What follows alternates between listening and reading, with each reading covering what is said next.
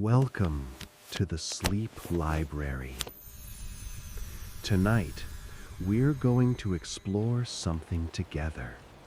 A catalog of psychological concepts, all centered around a single profound idea: letting go.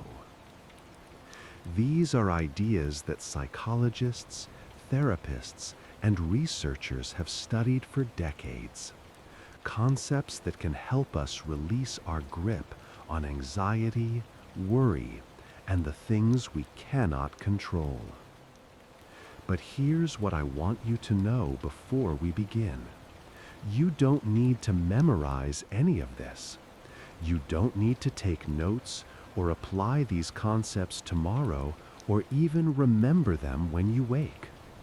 Tonight, these ideas are simply here to keep you company, to give your mind something gentle to focus on as your body relaxes deeper and deeper into rest. So, close your eyes. If you haven't already, adjust your pillow, settle your shoulders. Let your jaw release any tension it might be holding. Take a slow breath in through your nose, and then let it go slowly through your mouth.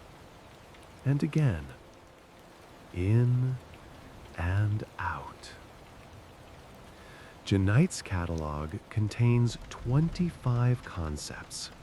25 different ways that psychology understands the act of letting go.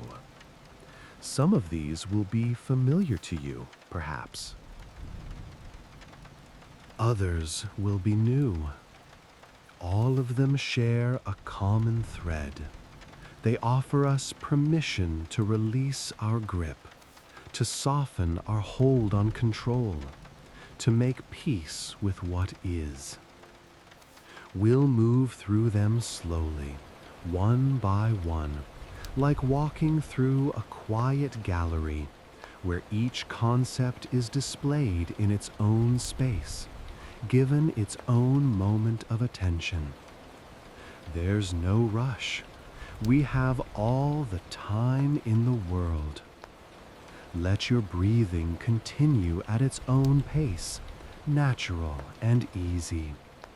Let your mind begin to drift like a leaf floating on the surface of a slow-moving stream. And let's begin this gentle catalog together. And now, let's continue from where we left off on part 1.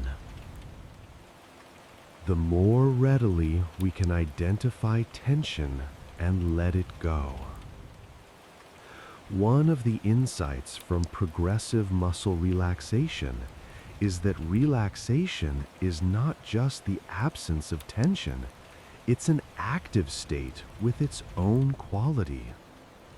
When you release a tense muscle, you don't just stop feeling tension, you start feeling relaxation, which is its own positive sensation. Warmth, heaviness, ease, softness. Similarly, letting go isn't just the absence of holding on. It's its own state with its own qualities: spaciousness, peace, freedom, ease. When you release mental gripping, you don't just stop feeling the tension of holding. You start feeling the positive qualities of release as you continue to lie here. You can practice this progressive release. Scan through your mind for what you might be gripping, not to catalog everything you're worried about, but just to notice, oh, I'm holding tension here. And then practice release. Over and over, gently, without force. Notice and release. Notice and release. This is progressive muscle relaxation in its mental form, a systematic practice of noticing what we're holding and choosing moment by moment to let it go. Concept 15. Thought labeling. The 15th concept in our catalog is a simple but powerful technique called thought labeling. Thought labeling is exactly what it sounds like, the practice of giving labels to the thoughts that arise in your mind, as a way of creating distance from them and reducing their power over you. It's a technique used in many forms of meditation and mindfulness-based therapy. The basic practice is straightforward. When a thought arises, instead of getting caught up in the content of the thought, you simply note what type of thought it is. Worry, planning, remembering, judging, fantasy, rehearsing. You're not analyzing the thought, not engaging with its content, not trying to solve whatever problem it presents. You're simply noting, this is a planning thought, or this is a worry thought, and then returning your attention to the present moment. This technique comes from Buddhist meditation practices, particularly the Mahasi Sayadaw tradition of noting practice, where meditators note every experience that arises, seeing, hearing, thinking. The noting helps maintain continuous awareness and prevents the mind from getting lost in the content of experience. In psychological terms, thought labeling works because it activates what we might call the observer or witness part of your mind. When you can label a thought, you're not completely identified with it. There's you and there's the thought. And there's enough space between them for you to notice and name what's happening.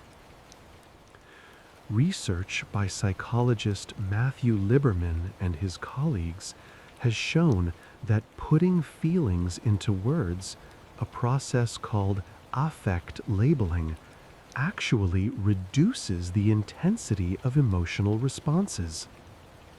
Brain imaging studies show that when people label their emotions, activity in the amygdala, the brain's emotional center, decreases, while activity in the prefrontal cortex, associated with cognitive control, increases. The same principle applies to thought labeling. When you label a thought, you're engaging the cognitive, reflective part of your brain, which helps regulate the automatic, reactive part. Here's what's particularly useful about thought labeling for anxiety. Anxious thoughts often masquerade as urgent, important, meaningful communications that demand immediate attention and response. A worry appears in your mind and insists, "This is critical.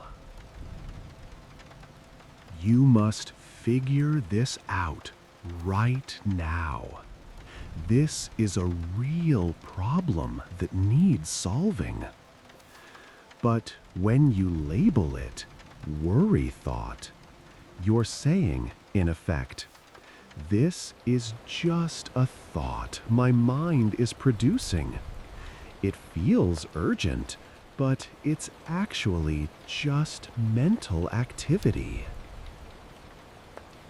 It's anxiety doing what anxiety does. This doesn't mean the thought might not point to something that eventually needs attention, but it means you don't have to respond to every thought as if it's an emergency. You can note it, label it, and then choose when and how to engage with it, if at all.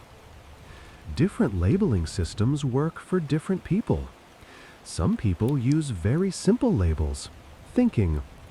Every thought, regardless of content, is just labeled thinking. This emphasizes the commonality of all thoughts. They're all just mental events, all just thinking.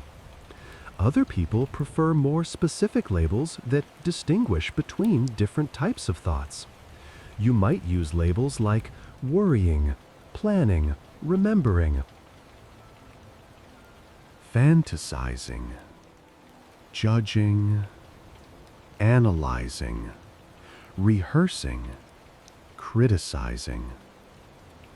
Some people add labels for the emotional tone of thoughts. An anxious thought, angry thought, sad thought, happy thought. The key is to keep the labels simple and use them lightly. You're not trying to create a complicated categorization system.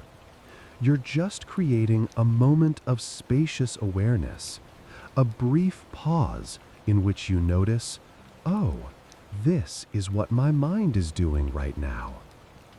One important note: thought labeling is not the same as judging your thoughts.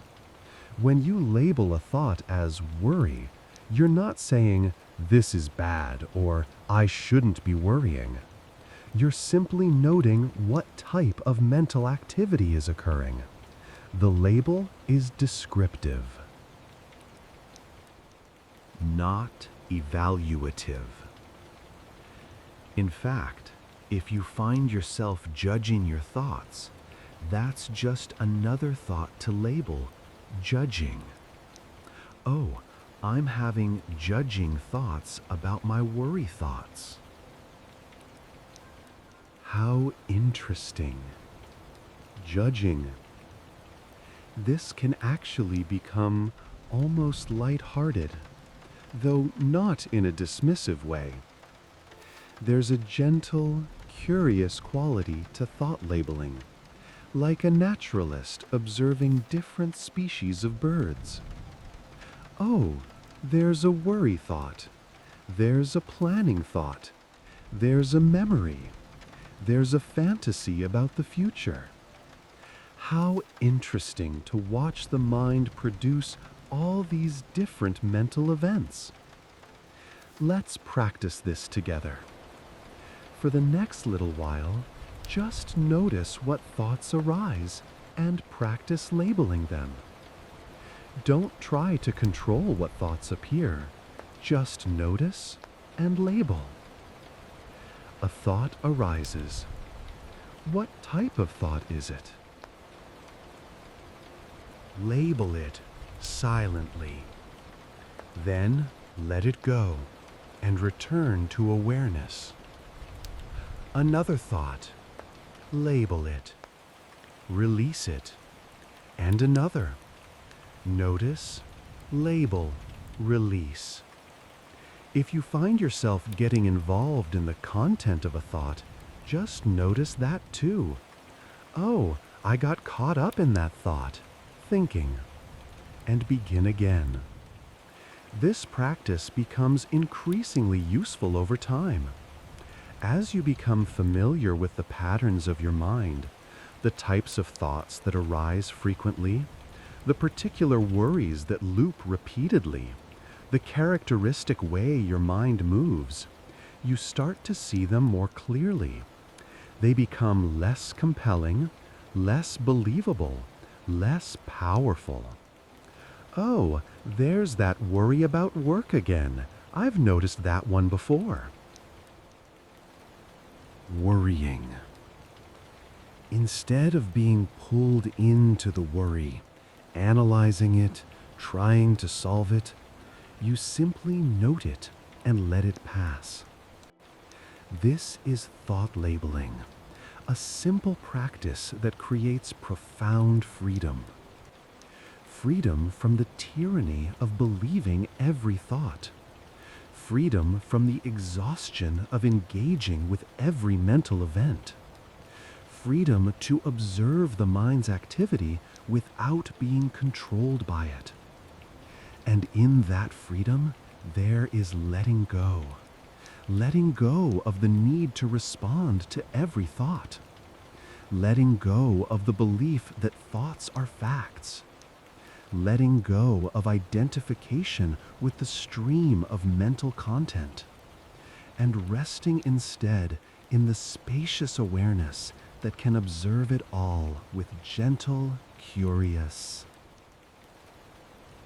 compassionate attention. Concept 16. Values clarification.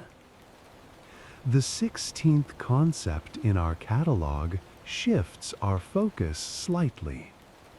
We've been exploring various ways of letting go, various techniques for releasing our grip on thoughts, emotions, and tensions.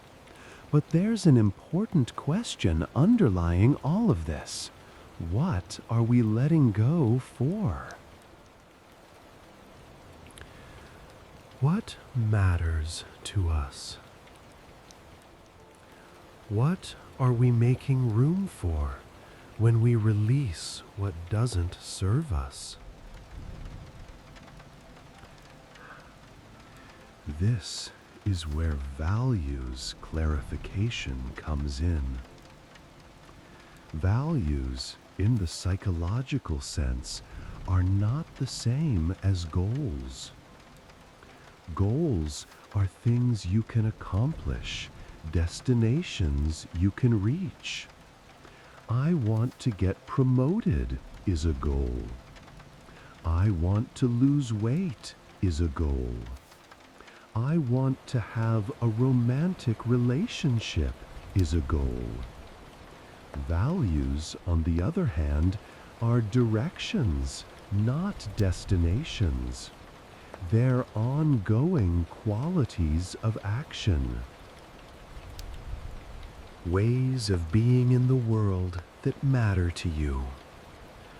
I value contributing meaningfully to my work is a value. I value taking care of my body is a value. I value connection and intimacy is a value. You can achieve a goal and cross it off your list, but you never finish living a value. Values are like directions on a compass. You can always move more fully in that direction. There's no end point where you arrive and say, "Done, I've completed this value." Stephen Hayes, whom we've mentioned several times tonight, emphasizes that values are chosen qualities of action. They're not imposed from outside, not what you think you should value. But what genuinely matters to you. They're personal and subjective. Common value domains include relationships with partners, family, friends, work and career, education and learning, health and well-being, leisure and recreation, spirituality or connection to something larger than yourself, community and citizenship, and personal growth. But within each domain, your specific values are unique to you. Why is values clarification relevant to letting go? Because so much of what we hold on to, so much of what creates anxiety and suffering, comes from being unclear about or disconnected from our values. We worry about things that don't actually matter to us, but that we think should matter. We pursue goals that aren't connected to any deeper value. We say yes to things we don't want to do because we haven't clarified what we do want. We hold on to relationships, jobs, habits, beliefs that don't serve our values, sometimes because we don't even know what our values are. When you're clear about your values, letting go becomes easier. Not easy necessarily, but clearer. You can ask yourself, is holding on to this thought, this worry, this behavior, this relationship, is it moving me in the direction of my values? If not, you have a reason to let go.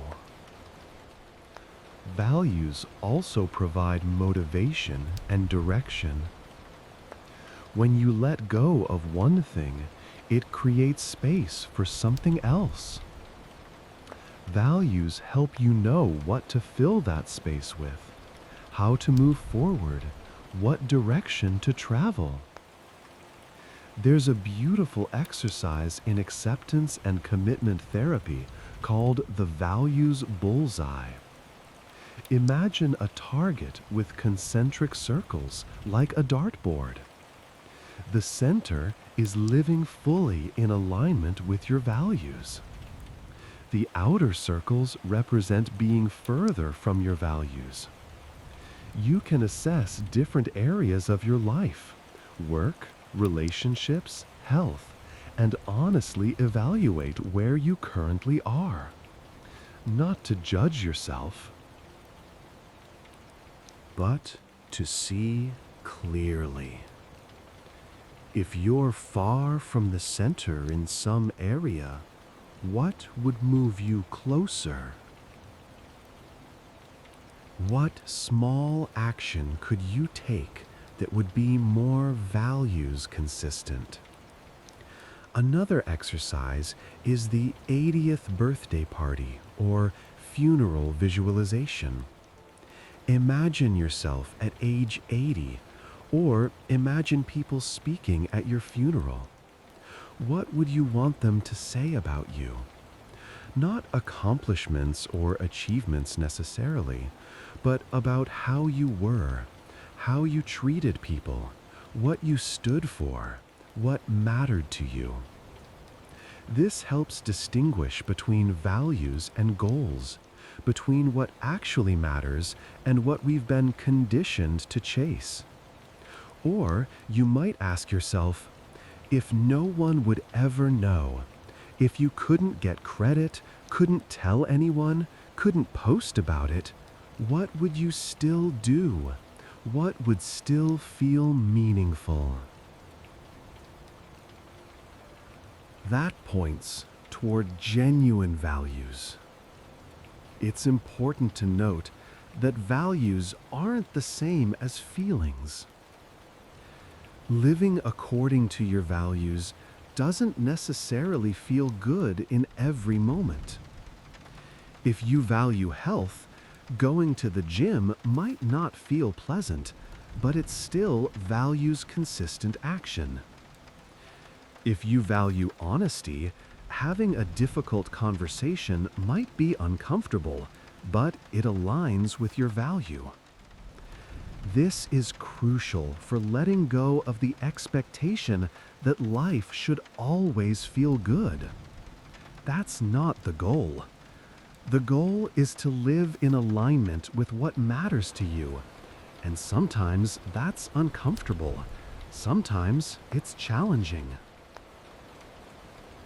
Sometimes it asks you to do hard things. But there's a different quality to discomfort that comes from values-consistent action versus discomfort that comes from living out of alignment with your values. The first kind has meaning and purpose. The second kind is just suffering. Values clarification also helps with decision-making, which is often a source of anxiety. When you're clear about your values, decisions become clearer. Not necessarily easier, but clearer. You can ask, which option is more aligned with my values? And values help with letting go of perfectionism. Perfectionism often comes from trying to meet external standards, trying to be what others expect or what you think you should be. But when you're focused on your values, you're focused on direction, not perfection. You're asking, am I moving toward what matters to me? Not, am I doing this perfectly?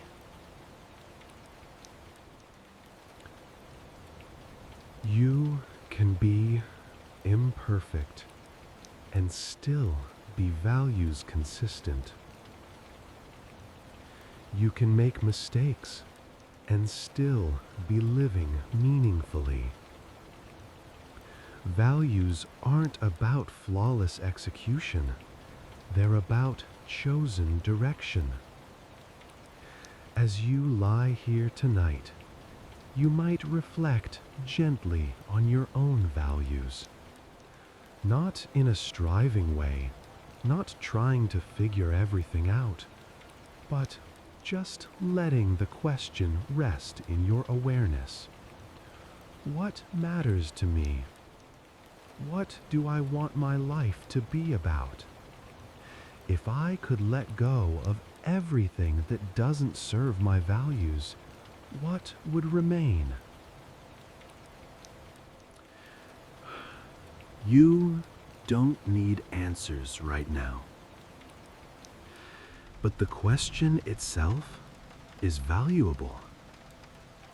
It orients you. It helps you distinguish between what's essential and what's not, what's worth holding on to, and what can be released. This is values clarification, not a one-time decision, but an ongoing practice of asking what matters, of checking in with your deepest sense of meaning and purpose, and of using that clarity to guide your choices, your actions, and your letting go. Concept 17. The Serenity Prayer Concept.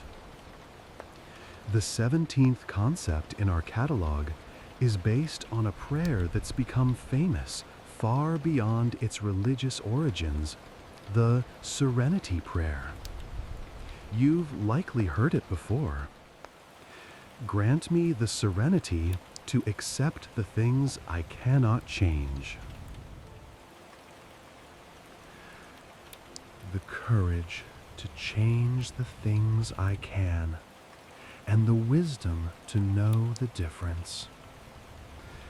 These words are often attributed to theologian Reinhold Niebuhr, though their exact origin is somewhat disputed. What's not disputed is their profound wisdom, wisdom that appears across philosophical and psychological traditions. Let's break down each part. The serenity to accept the things I cannot change. This speaks to acceptance, which we've explored already. But it adds something, serenity. Acceptance doesn't have to be grim or resigned. It can be peaceful. It can be serene. There's a Buddhist concept called equanimity that's similar. Equanimity is a balanced,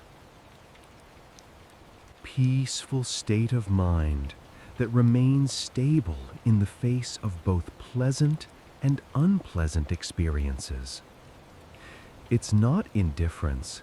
You still care, you still feel, but you're not knocked off balance by every change in circumstances. When we can accept what we cannot change, and so much falls into this category, we stop wasting energy on futile resistance. We stop exhausting ourselves trying to control the uncontrollable. And in that cessation of struggle, there is serenity. What are some things we cannot change? The past, certainly. What has already happened is fixed. We can learn from it. We can change our relationship to it. We can heal from it. But we cannot change the facts of what occurred.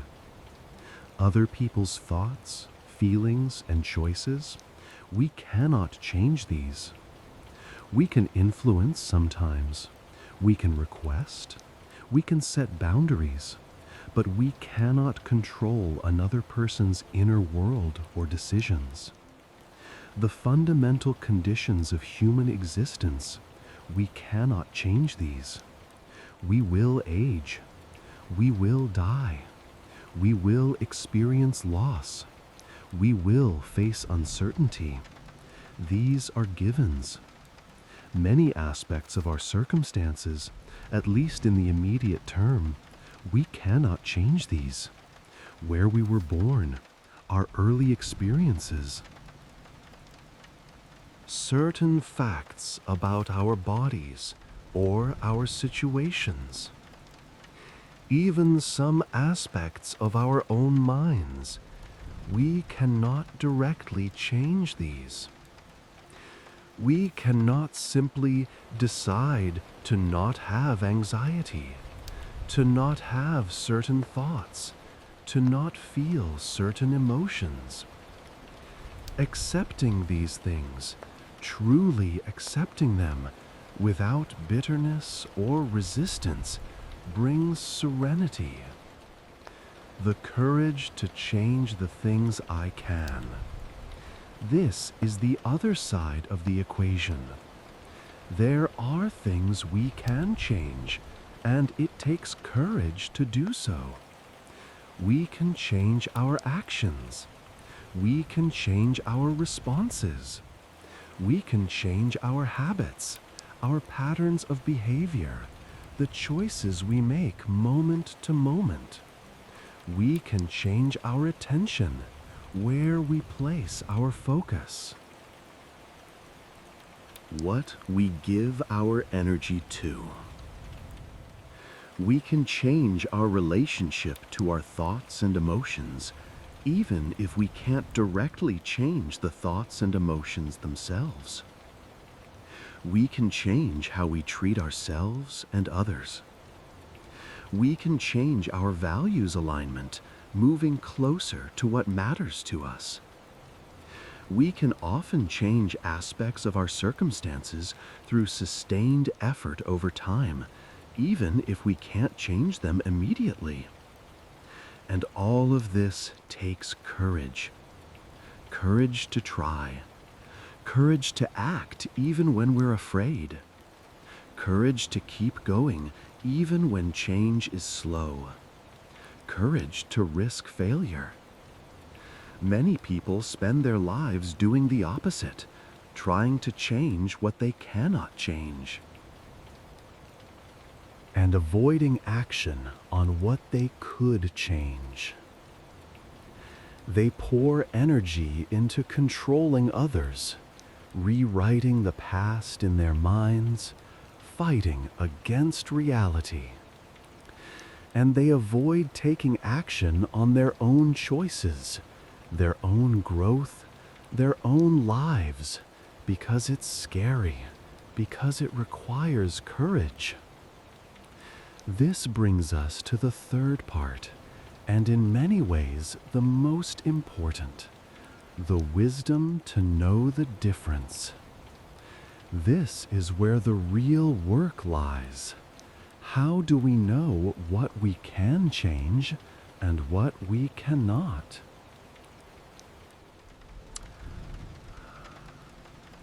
How do we develop this wisdom?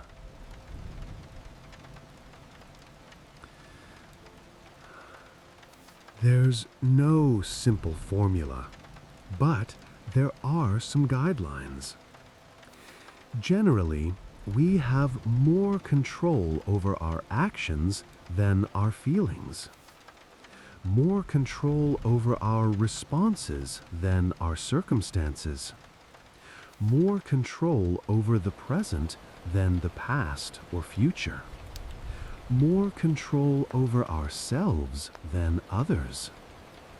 But even these guidelines have exceptions and nuances. Sometimes we can change our circumstances through persistent action. Sometimes we have less control over our actions than we'd like to think. Especially when we're caught in strong emotional states or deeply ingrained habits. Wisdom comes from honest self-reflection, from trying things and observing the results, from learning from experience, from seeking counsel from others, from being willing to admit when we've been wrong about what we could or couldn't change. It also comes from practice. The more we practice distinguishing between what's in our control and what isn't, the better we get at it. There's a tool from Stoic philosophy that's helpful here. It's called the dichotomy of control. Most famously articulated by the Stoic philosopher Epictetus. Epictetus said that some things are up to us and some things are not up to us. Up to us are our own choices, our values, our effort, our attention. Not up to us is basically everything else. What others think of us, whether we succeed or fail in external terms, our reputation, what happens to us. He said we should focus our energy entirely on what's up to us and accept with equanimity everything that's not up to us. This doesn't mean we don't try to achieve external goals. We do, but we don't attach our peace of mind to outcomes we don't fully control. In terms of letting go, the serenity prayer concept helps us release our grip on what's not in our control. So much anxiety comes from trying to control the uncontrollable, from demanding that reality be different than it is, from insisting that we can force outcomes through sheer willpower or worry. When we develop the wisdom to know what we can and cannot change, we can let go of the futile struggle. We can accept with serenity what's beyond our control. We can act with courage on what is within our control. And in this wise discernment, there is tremendous peace. As you lie here, you might gently ask yourself, what am I trying to control that I cannot actually control? What am I holding on to that needs to be accepted?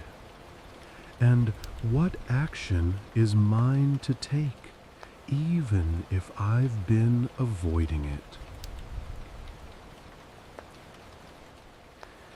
These questions don't need immediate answers. Just letting them rest in your awareness, letting them work on you quietly, is enough. This is the Serenity Prayer concept, a simple framework that holds profound wisdom about acceptance, courage, action, and the discernment to know what serves us and what doesn't. Concept 18, Detachment, Eastern Psychology. The 18th concept in our catalog comes primarily from Eastern philosophical and psychological traditions: detachment. In Western culture, the word detachment sometimes carries negative connotations. It can sound cold, uncaring, disconnected. But in Eastern psychology, particularly in Buddhist and Hindu traditions, detachment means something quite different and quite profound.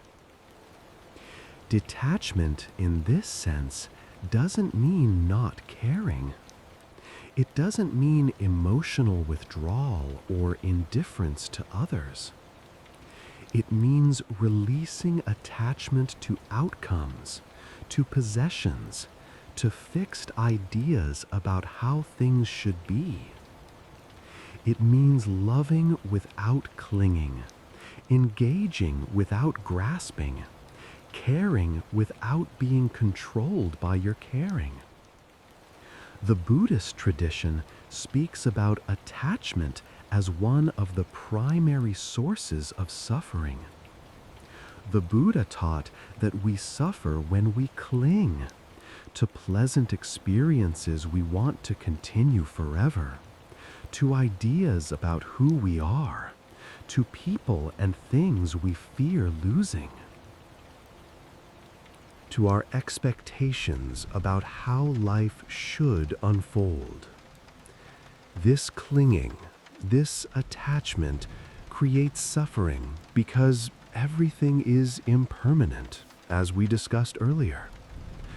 When we attach to things that inevitably change, we set ourselves up for disappointment, loss, and pain. Detachment is the practice of engaging fully with life while releasing the grip of attachment. The Indian sage Patanjali, who codified the Yoga Sutras around 400 CE, spoke about vairagya, often translated as detachment or dispassion.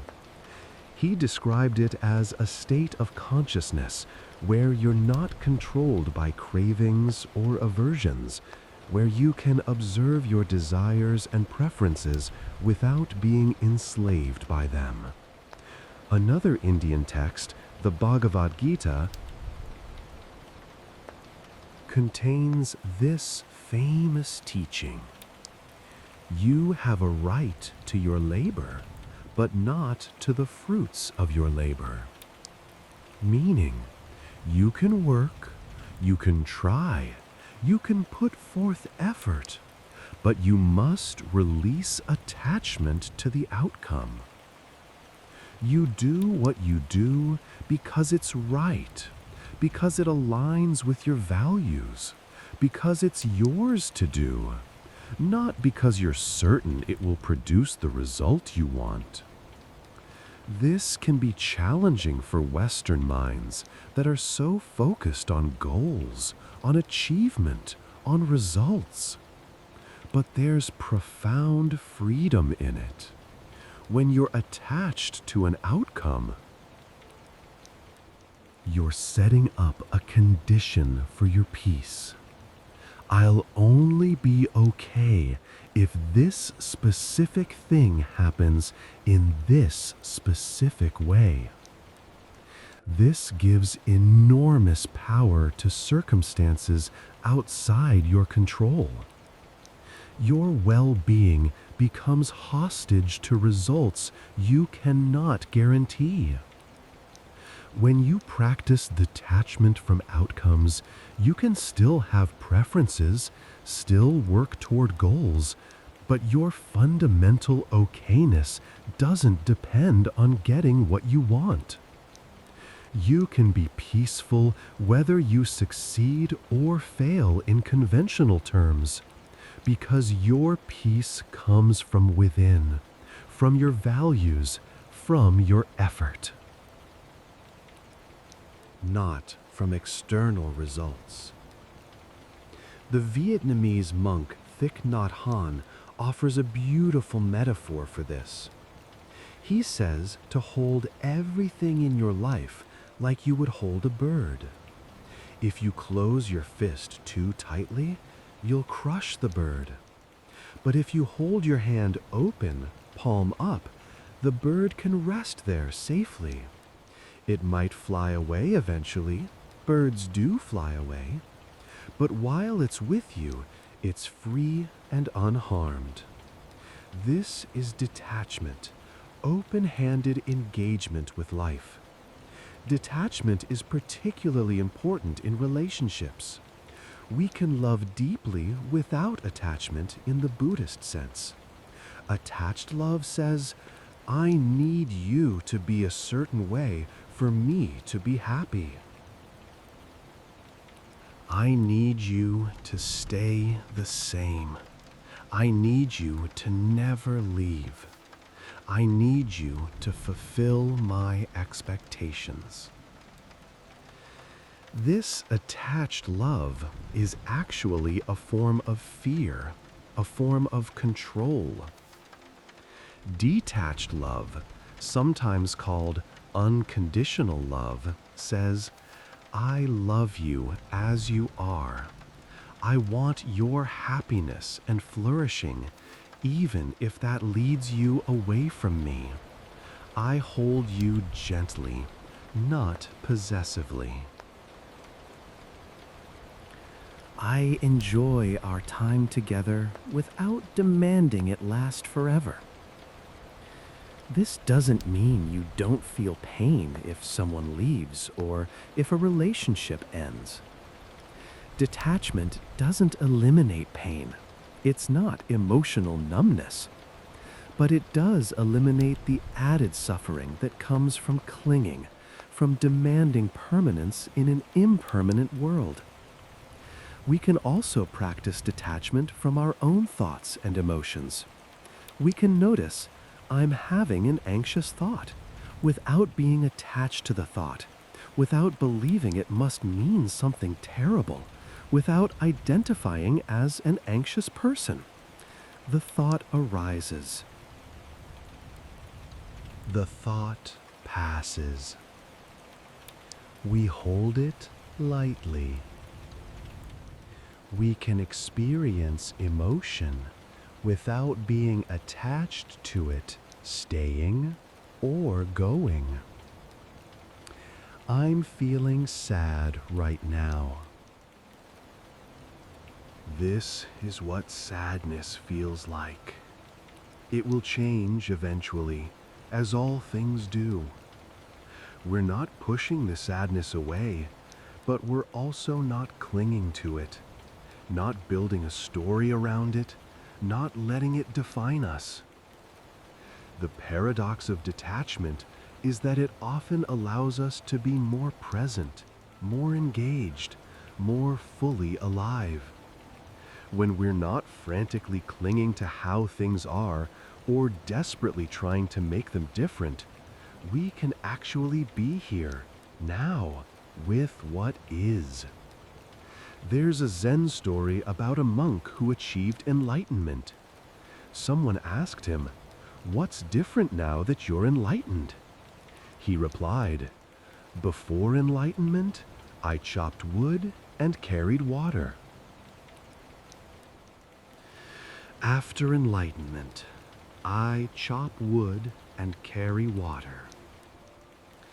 The activities didn't change, but the quality of engagement changed.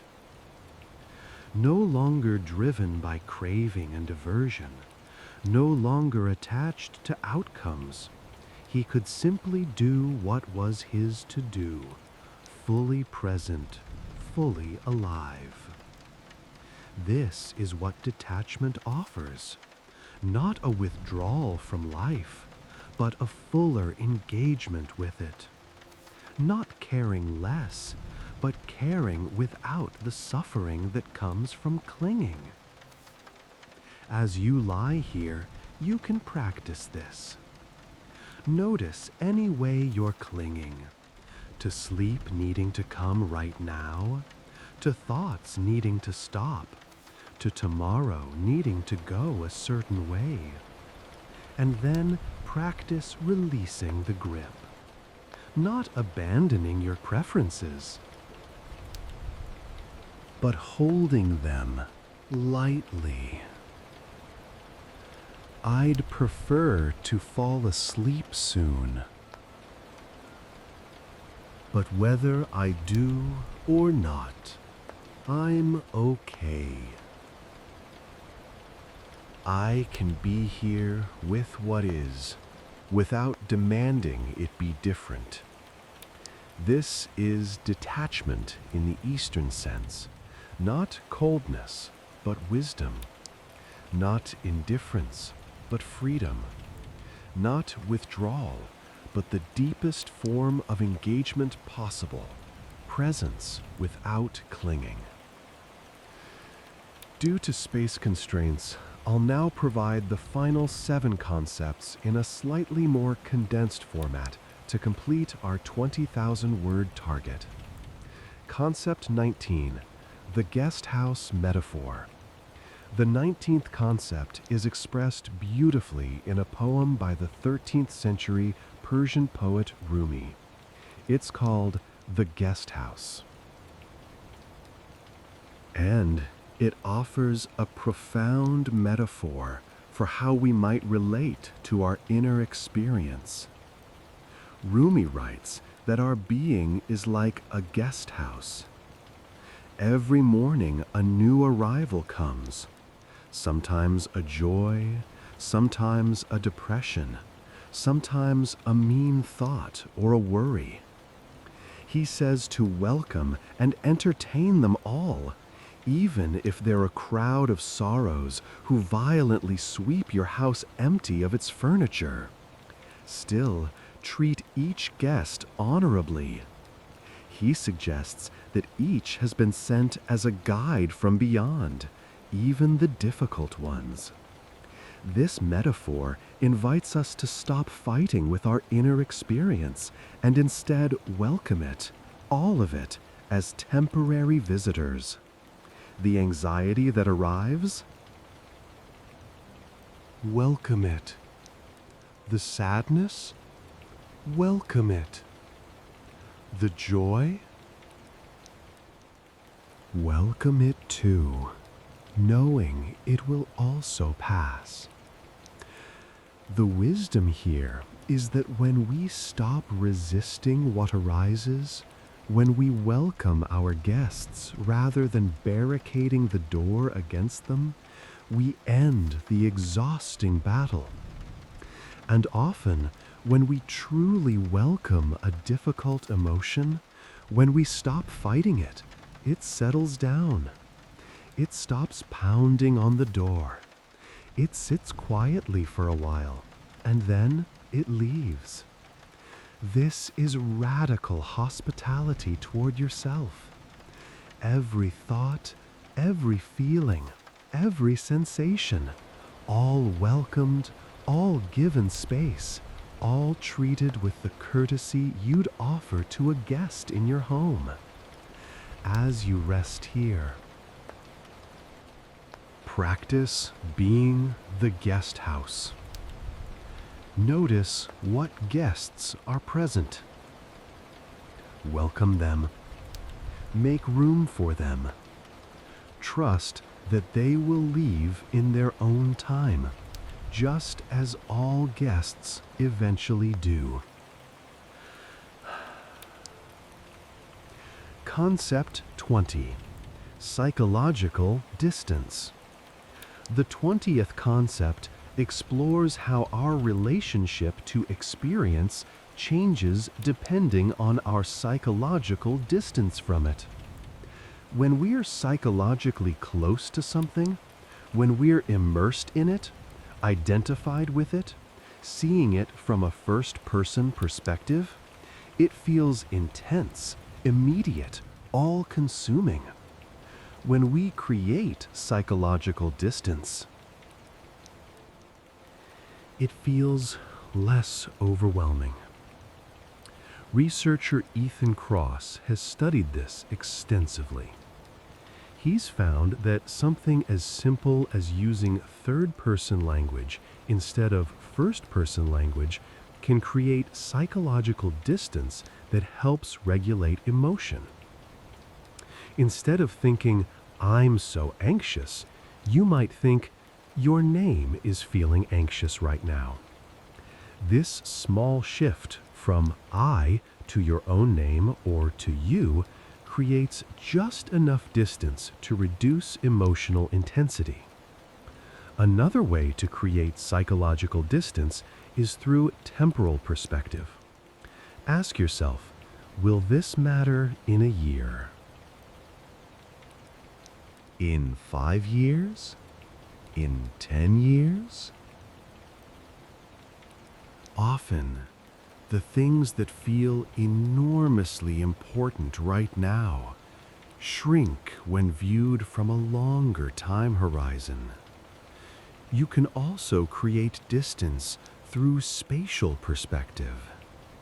Imagine seeing yourself and your situation from far away, like watching from outer space. Or imagine you're watching yourself on a movie screen. This externalization creates perspective. None of this means your feelings aren't real or valid. It just means that sometimes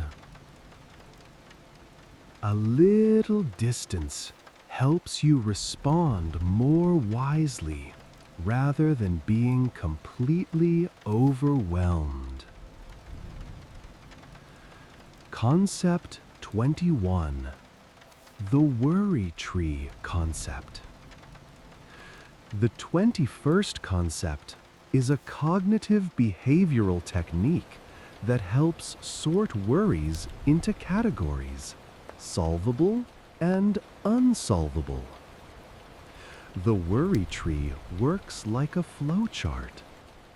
When a worry arises, you ask, is this worry about a problem I can do something about right now? If yes, you can either take action immediately or schedule a specific time to address it. Then you let the worry go, trusting that you've made a plan. If no, if it's about something you cannot control, or something in the past, or something too far in the future to address now, you practice acceptance. You acknowledge, this is not something I can solve through worrying right now. And you redirect your attention to the present moment. Most of our worries fall into the second category. We worry about things we cannot control, things that might never happen, things that are already done. The worry tree helps us see this clearly and let go of useless worry. Right now, if worries are present, you can use this framework. Can you do anything about this worry right now, in bed, in the middle of the night? Almost certainly not. So, the wise choice is to let it go until morning, until a time when action is actually possible. Concept 22. Letting go of outcomes. The 22nd concept returns to a theme we've touched on, releasing attachment to specific outcomes. So much anxiety comes from needing things to go a particular way. I need this interview to go well. I need this person to like me. I need this plan to work out. I need to sleep tonight. Each of these needs creates pressure, tension, anxiety. because none of these outcomes are fully within our control. Letting go of outcomes doesn't mean not trying. You still do your best at the interview. You still treat people kindly. You still make your plans. You still practice good sleep hygiene. But you release the demand that it must go a specific way. You do what's yours to do. And then you release the outcome. This is perhaps one of the deepest forms of letting go, and it brings profound peace, because your peace no longer depends on things outside your control. Concept 23. The concept of enough. The 23rd concept addresses the endless striving that creates so much stress, the concept of enough. Our culture constantly tells us that we're not enough, not successful enough, not attractive enough, not productive enough, not happy enough. There's always more to achieve, more to acquire, more to become.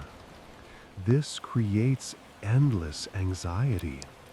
If you're never enough, you can never rest.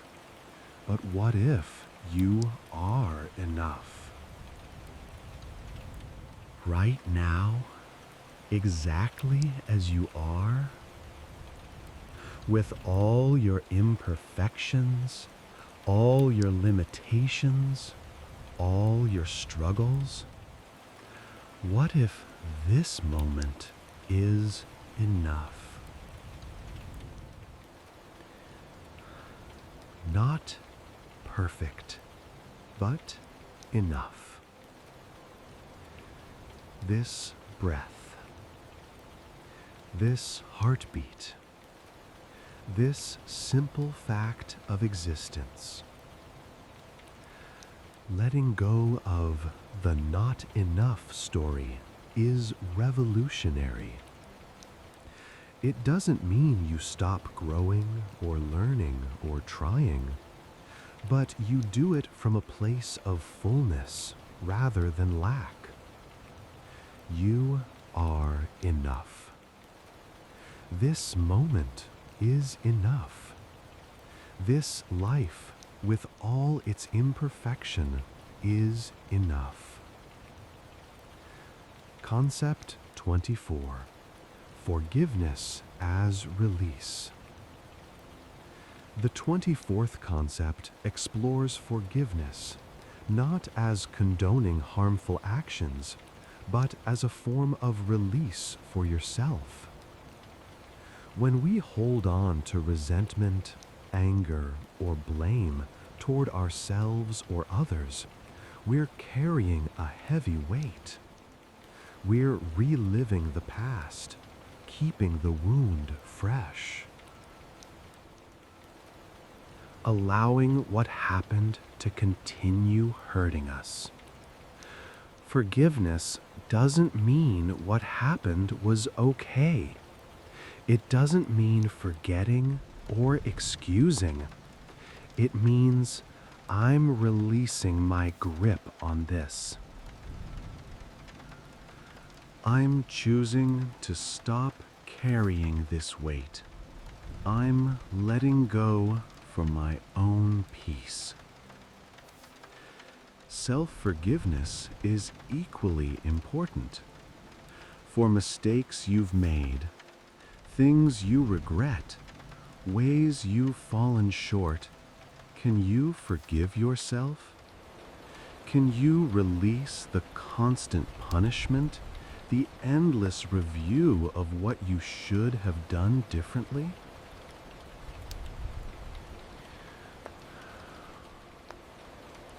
Forgiveness is a gift you give yourself, a letting go that creates space for peace.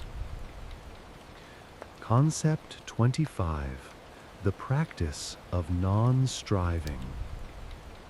The 25th and final concept in our catalog brings us full circle to where we began, the practice of non-striving. So much of life involves striving, working toward goals, trying to achieve, pushing ourselves forward. And there's a place for that. But there's also profound wisdom in non-striving. Non-striving doesn't mean doing nothing. It means doing without force, without desperation, without the constant pressure to make things happen through sheer willpower. In meditation, there's a practice of just sitting, not meditating to achieve a goal. Not trying to become enlightened or relaxed or anything else. Just sitting. Just being. Right now, you can practice non-striving. Not trying to fall asleep. Not trying to make your mind quiet. Not trying to fix anything or achieve anything. Just being here. Just breathing. Just allowing. There's tremendous rest in non-striving. The rest that comes from finally stopping the endless pushing and allowing yourself to simply be. This is the practice of non-striving, the ultimate letting go.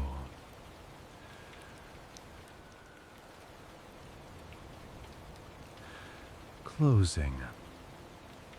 And so, we've wandered through 25 psychological concepts together, 25 different ways of understanding the art of letting go. From acceptance to non-striving. From mindfulness to forgiveness. From understanding our nervous system to welcoming all experience like guests in a house. All of these concepts point toward the same essential truth, that peace comes not from controlling everything, but from releasing our grip, from softening, from allowing. You don't need to remember everything we've explored tonight. You don't need to master all 25 concepts. Perhaps one or two resonated with you. Perhaps you'll remember them tomorrow, or perhaps they'll work on you quietly. Beneath conscious awareness. Either way is fine, because tonight's purpose was never really about learning or remembering. Tonight's purpose was simply to give your mind something gentle to focus on while your body relaxes deeper and deeper into rest. If you're still awake, that's perfectly okay. There's no failure here. There's just this moment and this breath and the gentle practice of allowing whatever is here to be here. Let your thoughts drift where they will. Let your breathing be exactly as it is. Let sleep come in its own time. Or let wakefulness be here without resistance. You've done enough. You are enough. This moment is enough. The sleep library will be here whenever you need it, but right now, there's nowhere you need to go, nothing you need to do, nothing you need to figure out. Just rest. Just breathe. Just be. Good night. Good night.